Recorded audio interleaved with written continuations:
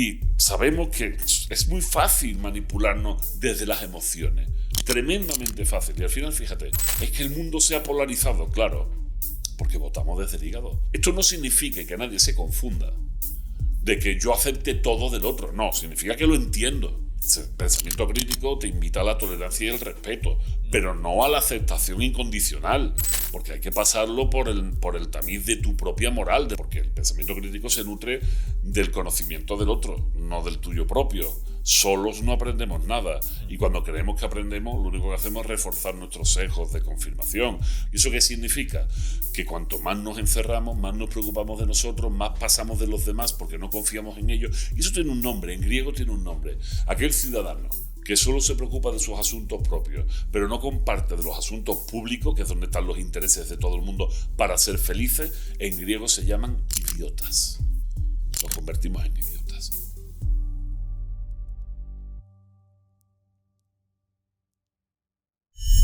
Bienvenidos a un nuevo episodio de Creo, conversando y reflexionando con Iov. Hoy tenemos a un gran invitado, un gran filósofo, que me acaba de decir que la primera pregunta de Creo que hacemos tradicional es una putada.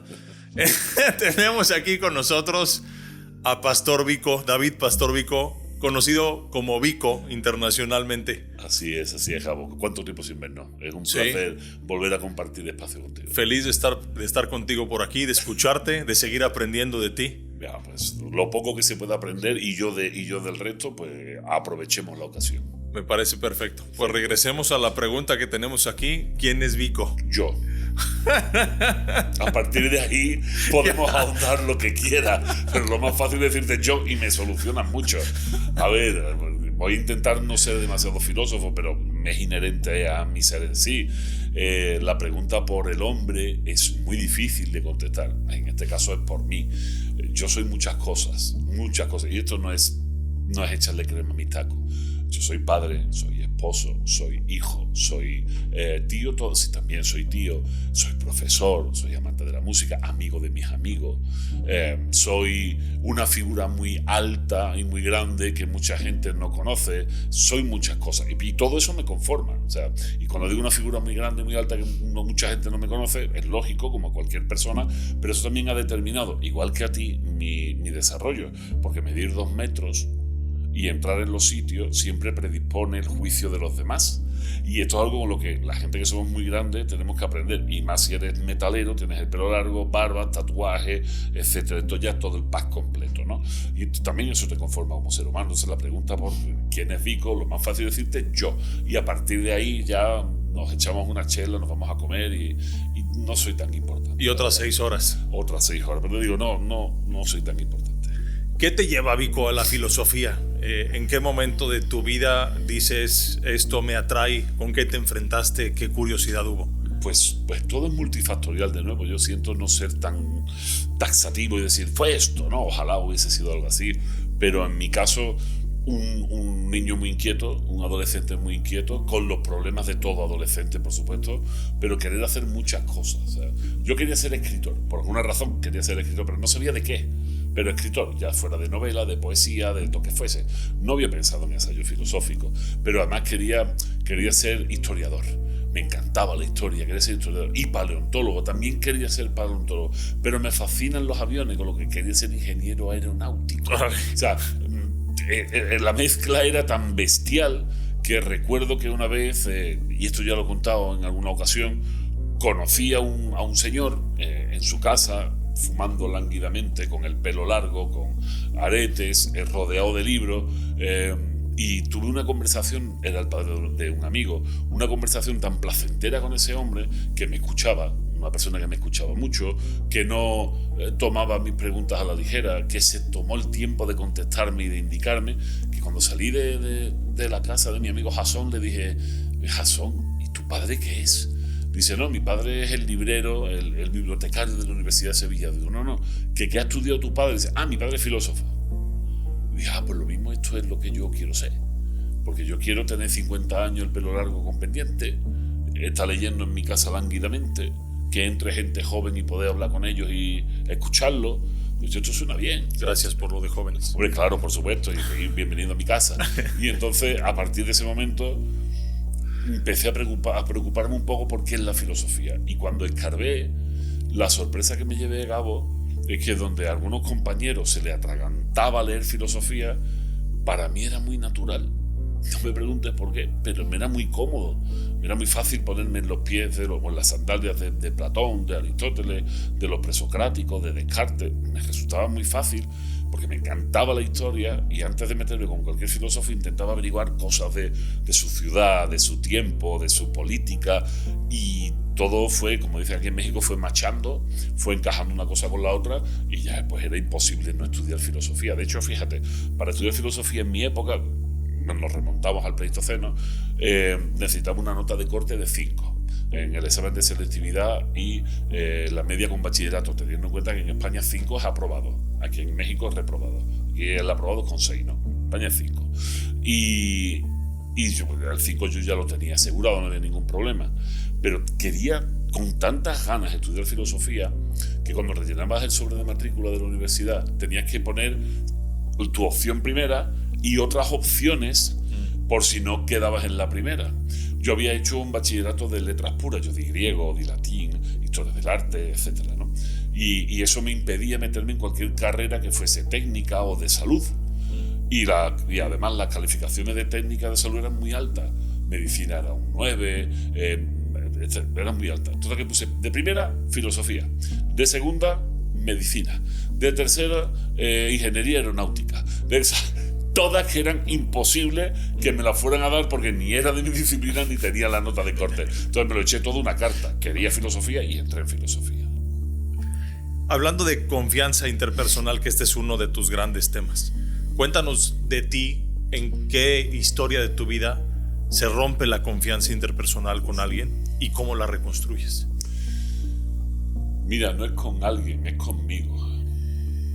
Hay un momento de mi vida, de mi adolescencia, donde ingenuamente y estúpidamente, como suelen hacer los adolescentes las cosas, yo engaño y miento en mi casa.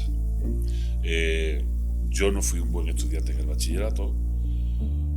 Me gustaban muchas cosas, muchas que podrían haberse precisado en materias del bachillerato, pero por azares de la vida y porque no tenemos toda la tarde, finalmente me llevaron a ser un mal estudiante. Pero en mi arranque de ser mal estudiante, yo había planeado muy bien el semestre, el trimestre, yo creía que iba a ir todo muy bien y que iba a aprobar todas las materias o gran parte de ellas. Las suspendí todas. Y en mi ingenuidad y en mi huida hacia adelante, en vez de llegar a mi casa, exponerlo y decir, miren cómo la he cagado, lo que hice fue esconderla. Escondí hasta el punto que ya mis padres, ya sin creerse las mentiras, fueron al instituto, fueron al bachillerato y se llevaron la sorpresita de que el niño era un prenda y de que había suspendido todas. Y entonces me retiran la confianza. Y eso te hace sentir muy mal, porque digas lo que digas, ya no confían en ti. Hagas lo que hagas, ya no confían en ti. Bueno, los padres siempre tienden a perdonar, pero esa ruptura de la confianza no fue solo de la confianza, fue la forma en la que mis padres se dieron cuenta de que su hijo ya no era un niño, que se había convertido en un adolescente, además un adolescente mentiroso, un adolescente que no había seguido la estela del niño que fue, porque yo en primaria era brillantísimo, se hacía todo con sobresaliente y no tenía que estudiar. Esto es muy curioso, porque esto fue parte de mi fracaso. Yo no tenía que estudiar nada, a mí me bastaba con atender a clase, hacía los exámenes y sacaba 10. Y mi profesor de primaria le dijo a mis padres, va a tener un problema cuando entre en bachillerato, porque tiene muy buena memoria y en primaria no tiene problema, o lo que aquí es secundaria, pero en bachillerato, que los exámenes son cada 3 meses, la memoria no le va a dar, y como no tiene un hábito de estudio, va a fracasar. Lo clavó. La experiencia del maestro clava, y eso fue lo que pasó. A partir de ese momento no es que yo me preocupara por la confianza interpersonal, pero sí fue mi momento de darme cuenta de lo que se pierde cuando la confianza se rompe, ¿no? Posteriormente, ya he recuperado la confianza, ya he entrado en otras edades, fue cuando apliqué de alguna manera este pesar de adolescencia y empecé a indagar sobre él y descubrí lo tremendamente importante que es este concepto para la salud de una sociedad y para la convivencia y la supervivencia de los seres humanos. ¿Y cómo hacemos para recuperarla? Por ejemplo, matrimonios que pasan por una infidelidad y la confianza se destruye. Mira, voy a ser muy cruel, pero eso al universo le importa un pito. Lo mejor que puede pasar con ese matrimonio, si así lo deciden, es que rompan y no tienen por qué volverse a juntar. No hay obligación de hacerlo. Si ella o él, dependiendo de que sea el infiel, no lo quiere perdonar, pues no pasa nada. Claro, habrá daños colaterales que se lo hubiesen pensado antes de bajarse los pantalones. Es su responsabilidad y es su culpa. Esa confianza no importa. Pero sí importa más dejar de confiar en un profesor, en un policía, en un político, en tus vecinos. Eso sí es peligroso. Eso sí nos trae problemas. Mientras lo otro son algunas visitas al psicólogo, el desconfiar ya de instituciones y de vecinos te lleva a encerrarte, te lleva a blindarte, a protegerte de más, a ver enemigos donde a priori no debe de haberlo. Te lleva a sacar a tus hijos de las calles, a encerrarlos dentro de tu casa, a dejar los espacios públicos vacíos, a que esos espacios públicos los ocupen otros con malas intenciones, que se hagan dueños de ellos. Hacen que tu pensamiento crítico desaparezca, porque el pensamiento crítico se nutre del conocimiento del otro, no del tuyo propio. Solos no aprendemos nada, y cuando creemos que aprendemos, lo único que hacemos es reforzar nuestros sesgos de confirmación, pero no estamos aprendiendo realmente. Y cuando eso sucede, finalmente entramos en una especie de espiral. Decía Foucault, ¿no? El conocimiento es una espiral que debe de ser ascendente, en este caso una espiral descendente. ¿Y eso qué significa? Que cuanto más nos encerramos, más nos preocupamos de nosotros, más pasamos de los demás porque no confiamos en ellos. Y eso tiene un nombre, en griego tiene un nombre. Aquel ciudadano que solo se preocupa de sus asuntos propios, pero no comparte de los asuntos públicos, que es donde están los intereses de todo el mundo, para ser felices, en griego se llaman idiotas. Los convertimos en idiotas. Y en la realidad vivimos en una era de idiotas, en una sociedad de idiotas, en este sentido griego. Todo para mí, a mí lo demás no me importa, yo solo quiero esto, y de repente hay que votar. Hay que participar de unas elecciones generales, que es el mayor ejercicio público al que tenemos permiso. Hay otros también, un alzamiento, una revolución, también podemos hacer, pero no tenemos permiso para hacerlo. Pero lo podemos hacer, y lo hemos hecho históricamente, y tienen sus frutos y tienen también sus consecuencias, ¿no? Sin embargo, cuando vamos a votar, que es a lo que se nos permite públicamente hacer entre todos en una fecha muy concreta, ¿con qué vamos a votar si hemos perdido la capacidad de pensar críticamente? Pues ya no votamos con el cerebro, votamos con el hígado. Y el hígado es muy fácilmente manipulable. Yo soy especialista en ética de la comunicación, y parte de mi conocimiento y de mi estudio es manipular precisamente la información para conseguir el rédito que quiero. Y sabemos que es muy fácil manipularnos desde las emociones, tremendamente fácil. Y al final, fíjate, es que el mundo se ha polarizado, claro, porque votamos desde el hígado, votamos desde ver al otro como alguien que no forma parte de nosotros, como una cosa ajena a mí y que además quiere mi malestar. Por lo tanto, yo quiero ir en su contra. La gente no vota a Sheinbaum porque le encante Sheinbaum, vota a Sheinbaum porque no quiere a los otros. Y quien vota al PRI, al PRD o al PAN en México no los vota porque le encante, es que no quieren que Sheinbaum sea la presidenta. Pues así no se funciona, así no puede funcionar. El voto desde el odio, desde el resentimiento o desde el querer ver hundir al otro, eso no sirve absolutamente para nada. Para nada, porque además no es más que un descargo. Voto, me descargo, me libero, vuelvo otra vez a mi alienación social y ya no me importa lo que hagan los políticos. Ya tienen carta blanca, otros 6 años para que mangoneen y hagan lo que les dé la gana. ¿Por qué? Porque como no voto desde la razón, que la razón es la que me dice vamos a votar a este porque de alguna manera la política que le está planteando es más afín a tus modos de vida, así como deberíamos de votar, es más afín al proyecto que tú tienes de vida. Pues voto a este. Cuando tú votas de esa manera, fiscalizas el voto, estás pendiente que ese cumpla las promesas que ha cumplido, que ha dado, por la cual tú has echado tu voto en la urna. Y si no lo hace, votarás a otro después y lo estás castigando. Pero el que vota desde el hígado siempre vota al mismo. Siempre vota al mismo. ¿Es fanatismo? Claro, es populismo. Populismo en griego se dice demagogia. Y la demagogia significa dar al pueblo lo que el pueblo quiere. A ver, voy a explicar una cosa muy sencilla. Esto lo explica Polibio muy bien. Se llama la anaciclosis, ¿no? de Polibio. todos los sistemas políticos cambian, tienden a corromperse, absolutamente todos.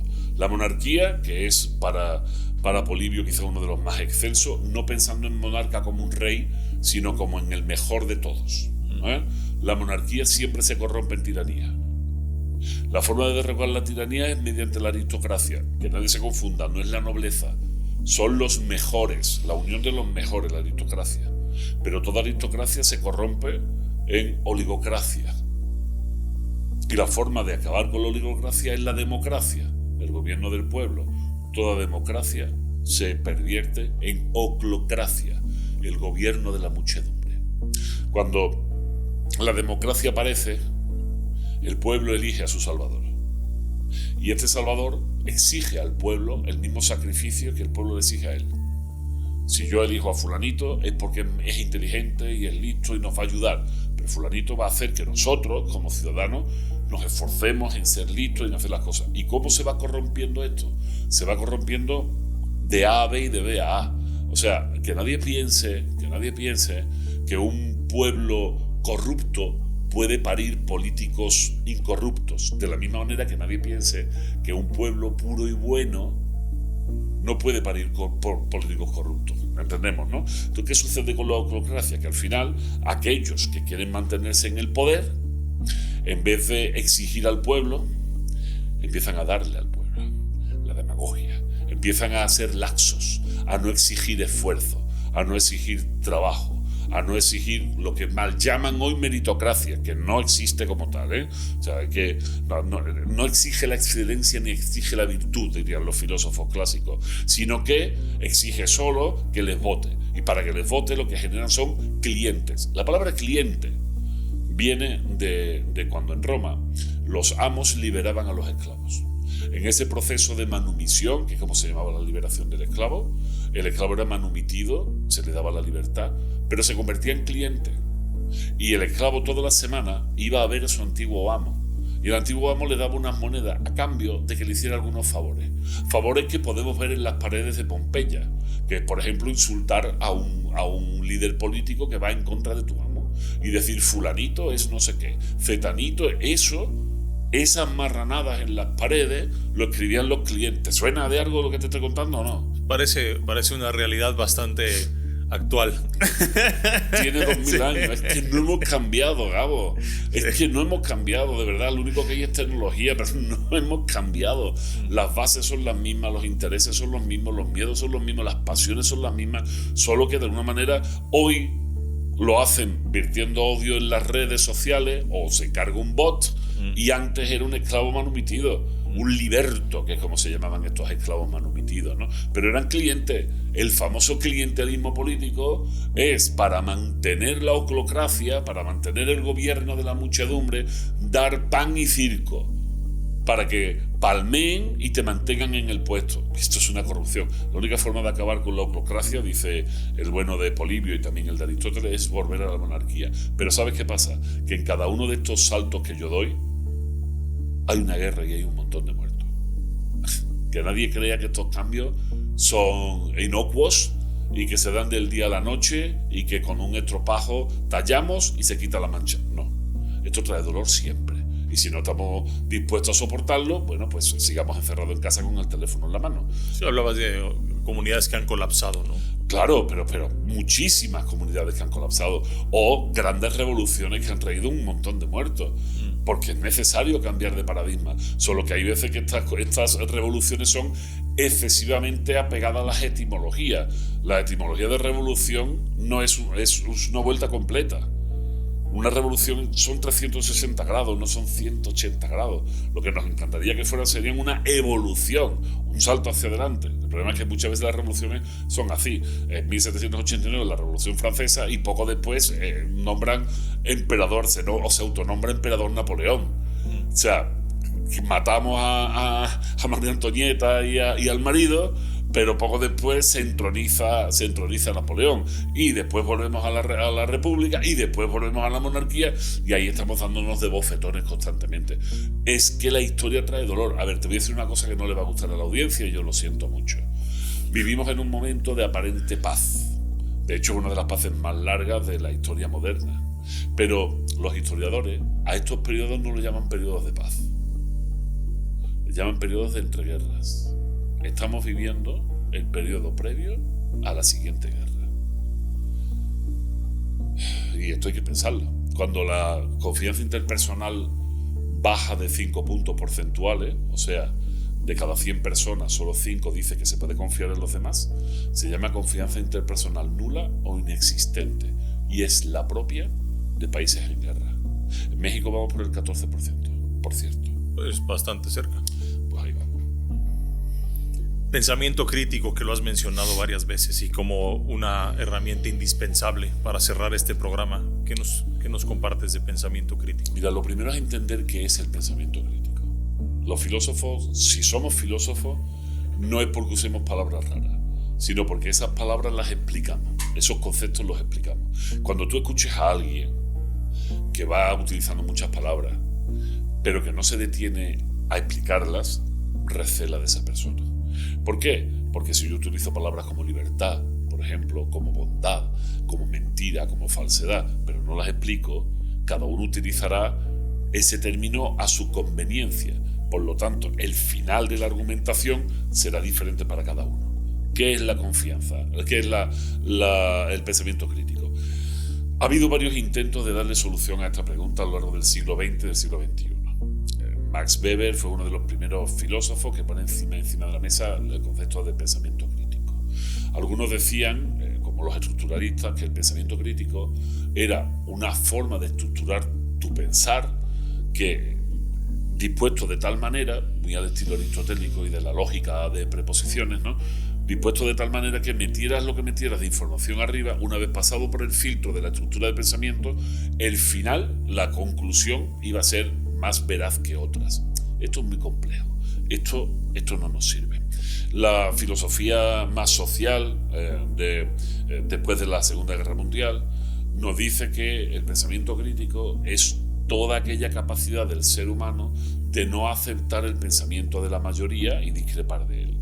Esto tampoco nos sirve. ¿Por qué? Porque la mayoría del universo dice que el jamón de bellota español es bueno. Y yo no discrepo de eso. Es muy bueno. También es cierto que a la mayoría le gusta el reggaetón. Y yo discrepo de que el reggaetón sea bueno. Con lo que ahí encontramos, en lógica, tenemos ahí dos casos diferentes, ¿no? Sin embargo, será José Carlos Ruiz, un filósofo cordobés, amigo, que en el libro En el arte de pensar se pregunte muy seriamente sobre qué es el pensamiento crítico. Y da una definición que yo tal cual me gusta enriquecerla, porque para los filósofos es muy, muy potente, pero para divulgarla creo que es mejor enriquecerla, que viene a decir lo siguiente: el pensamiento crítico es un juego entre dos formas de pensar. La tuya propia, entendiendo siempre que tu forma de pensar está determinada por tu cultura y por tu contexto, por tu historicidad, y el pensar de otros, entendiendo también que ese pensar está condicionado por su cultura, por su historicidad, y entender estas dos formas de pensar en el contexto propio. Suena muy raro, pero lo explicamos para que la gente no diga, anda, pues si esa era la fácil, ¿no? Bueno, esto es fácil de entender. Cuando éramos niños íbamos a casa de otros vecinos. Cuando tú vas a casa de un vecino, y esto lo cuento en mis conferencias mucho, tú ibas a casa de tu mejor amigo. Y tal como entraba en casa de tu mejor amigo, hacías y olía diferente a la tuya. Y si tenías mucha amistad con tu amigo, al final decía, oye, cada vez que vengo a tu casa, tío, huele diferente. Huele bien, me gusta cómo huele tu casa. Y dice tu amigo, la mía no huele, la que huele es la tuya. No, la mía no. ¿Te das cuenta? Esto es un ejemplo muy tonto. Pero ahí tenemos dos personas que están diciendo la verdad. Y ambos discrepan de lo que dice el otro. Cuando entrabas en esa casa, descubrías que, aunque fuese un apartamento igual que el tuyo, era diferente. No solo porque olía diferente, sino porque los muebles eran diferentes, estaban en una distribución diferente. Además, el núcleo familiar solía ser diferente. En mi caso, yo tengo una hermana. Éramos mi padre, mi madre, mi hermana y yo. Pero en casa de mi amigo Paco eran sus padres, él y dos hermanas. Y muchas veces estaban allí sus dos abuelas también, que iban a visitarlo, y su abuelo. Y en mi caso, pues no solían venir mis abuelos a mi casa. Y te dabas cuenta de que ese modo de vida también era bueno. Y aun siendo diferente al tuyo, también estaba bien. Pero esto puedes estirarlo mucho más, porque se iban de vacaciones a otros sitios, tenían otras costumbres propias, las navidades los festejaban de otra manera diferente, pero tú podías entender que eso fuese así y tenías la capacidad de compararlo con cómo tú hacías las cosas. De tal manera que ahí es donde surge ese germen del poder comparar el cómo tú interpretas la vida y cómo lo interpretan los demás. Imagínate si en vez de entrar en casa de mi amigo Paco, hubiera entrado en casa de, en aquella época no pasaba, de unos vecinos que fuesen, yo que sé, de Senegal, y que entrara con la misma normalidad que entran los niños en la casa de sus amigos, y que me diera cuenta de que tenían otra costumbre, otra forma. Si yo lo hubiera visto eso desde chico, lo habría naturalizado absolutamente, y eso habría sido un magnífico ejemplo de pensamiento crítico, de cómo ellos tienen una costumbre y otra. Esto no significa que nadie se confunda, de que yo acepte todo del otro, no, significa que lo entiendo. Ahora, si en casa de mi amigo Paco el padre le daba de bofetones a Mariló, cosa que no era cierta, pues yo diría, no, esto no me gusta, de esto no comparto. El pensamiento crítico te invita a la tolerancia y el respeto, pero no a la aceptación incondicional, porque hay que pasarlo por el tamiz de tu propia moral, de la moral del sitio donde estás, y hay cosas que no vas a permitir, ¿no? Pero ese es el pensamiento crítico. Entonces, si tú me dices, ¿cómo podemos potenciar el pensamiento crítico? Pues no es difícil, pero es tedioso. ¿Por qué? Porque somos muy idiotas, como te decía antes, y no nos gusta compartir de lo público. Nosotros ya estamos podridos, Gabo, unos más que otros. Pero nosotros ya tenemos la plasticidad cerebral pasadita, ya estamos en un momento más talludito, ya tenemos años. Sin embargo, nuestros hijos no. Nuestros hijos tienen que volver a entrar en la casa de los vecinos. Nuestros hijos tienen que volver a jugar a la calle, a conocer a otros niños. En la medida de las posibilidades tenemos que llevarlos a viajar, a que conozcan otras realidades, a que convivan con las personas de otros sitios. Por eso el turismo express a mí no me gusta. A mí, si hago turismo, intento quedarme en una ciudad por lo menos 3-4 días. Hombre, es que ya que vas a no sé dónde te conoces 7 ciudades. No conoces nada. Tómate el tiempo. Y si vas a ir, quédate 4 días. Y en esos 4 días, vete a un supermercado. Eso me encanta. Ves otros productos, ves otras formas, ves otros cortes de carne, ves lo que se lleva la gente, ves lo que no se lleva. Vives un poquito, aunque sea ficticio, vives un poquito de la ciudad y tus hijos lo viven contigo. Y eso fomenta el pensamiento crítico. Todo lo demás es etnocentrismo. Creer que lo nuestro es lo mejor porque es nuestro, eso es una payasada. Y eso solo nos lleva a ver al otro como un extraño y además como un inferior. Y ese es el problema. Ese es el problema. No, es que el mejor jamón es el de España. Bueno, a lo mejor tengo razón, pero ahí también tienen los japoneses los suyos, los japoneses los italianos los suyos, y los portugueses también tienen los suyos. Oye, habrá que verlo, habrá que comparar, ¿no? Pero no creamos que lo nuestro es mejor simplemente porque es nuestro. Eso es muy mediocre. Gracias por tu tiempo, por estar aquí. Placer, ya se ha acabado. Feliz de escucharte. Yo creía que esto era el ensayo, no empezamos ahora. Pues es que estás muy ocupado, es uno tras otro. Se hace lo que se puede. Muchas gracias por darte el espacio, por estar con nosotros. Un placer, de verdad. Gracias a la audiencia, gracias al equipo que hace esto posible. Síganos en nuestras redes sociales, eo-mérida. Y Vico, ¿dónde te encuentran? A mí me encuentran en Instagram en @granvico, en Facebook @granvico y en Twitter creo que estoy como David Pastor Vico. Y si no, si tienen dudas, lo más fácil es entrar en mi página web, vico.mx, porque a pesar de vivir en España, mantengo el MX en mi página web. Buenísimo. Un abrazo. Gracias de nuevo, igualmente. Gracias a todos.